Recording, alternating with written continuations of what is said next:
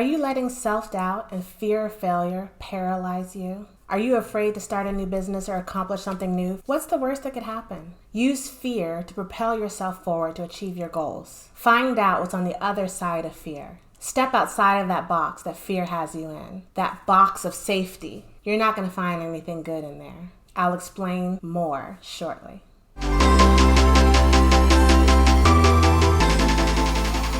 Hey YouTube, it's your girl, The Real Teddy Talks, where I educate you on entrepreneurship, your hustle and your grind, and building generational wealth. I'm starting a series this week which discusses the main reasons and pain points people don't start a business. And the subject of today's video is fear of failure. You cannot have success without failure. You can't achieve something if you don't try, and then try again and again and again, as many times as you need to become a success. I am embarking on a journey. This year, I'm going to spend the next year trying to match the income of my main hustle and my side hustles, and depart from my main hustle completely and switch over to my side hustles full time. That's a scary journey. I am fearful, but I'm not letting it stop me, because I know that if I work hard, I can achieve anything. And if I invest in myself just 1% a day, I can have exponential greatness at the end of this next year. I know that I am great beyond measure. Do you?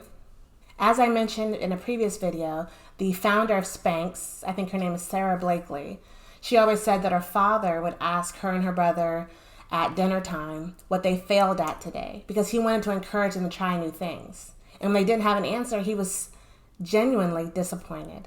And it made her put herself out there and not be afraid to try new things, to be a no-limit person, and to achieve whatever it is she wanted to accomplish. And look at her now.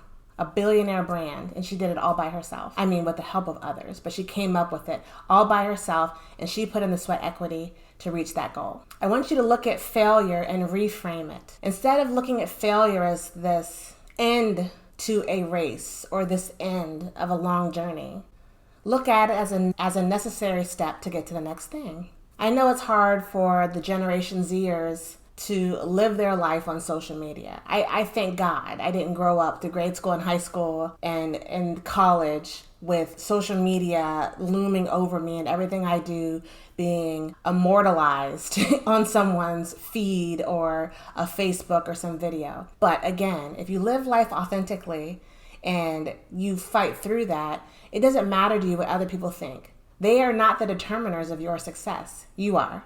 And most of those people that you're afraid of judging you, you don't even care about, or even like for that matter. So why are you letting them and what they think or what they may say stop you from achieving your greatness? I'm only going to cover a couple points today.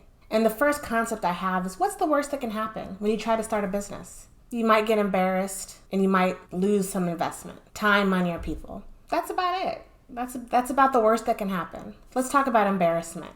If you look at my video from yesterday where I said, what they think, and I meant it. Why do you care what someone else thinks? Why do you care about what they think enough to let yourself feel embarrassment or let it stop you from trying to achieve your goals? Again, most people that you're afraid of being embarrassed in front of, you don't care about and you don't like. I always ask my husband, like when my son is acting up in public, if he's having a bad day, he's tired, he's hungry, whatever it may be, and he's 3. And I always say, if he gets kind of embarrassed about my son's actions, I always say, and who are they? Are they paying my bills? Are they sending me a check tomorrow? And if they're not, why do I care what they think? I couldn't care less. I couldn't care any less. And I move on with my life. And I deal with my family without worrying about what everyone else thinks about it. Let's talk about loss of investment. Let's talk about time and money. So this is why I recommend starting a side hustle before starting a true business, because this gives you a chance to kind of wade into the process. You can invest a smaller amount of money than you would if you switch completely to a full-time business versus your side hustle. Invest what you can afford to lose. Do your research, do your planning, write out your action plan, and make sure it's sound, and then go forward. There's no reason you should really lose out. And if you do lose out on some investment, you usually have something to show for it. Capital, you've bought equipment, you can sell it back. Establishment of a business, an LLC, or some other S Corp or something. You'll still have that and you can use it for another business. You don't have to dissolve it. Time, let's talk about time. I've embarked on this journey to do one single video every single day for the next 365 days. I'm already realizing that I bit off a lot. Not more than I can chew, but a lot. But I'm going forward because I want it. I want the result at the end. I want to see what can happen. I want to see how doing these YouTube videos, how imparting my wisdom on you, how educating you on entrepreneurship, your hustle and your grind, and your building generational wealth can affect my business and grow my business. So at the end of the year, when I want to quit my main job, I'll have the income and I'll have the resources and I'll have the email lists and I'll have the emails of people that I can do business with in the future. That's worth the investment to me. So if you're ever afraid of losing time or money, ask yourself, can you repurpose that investment? Then it's not really a loss and it's definitely not a failure.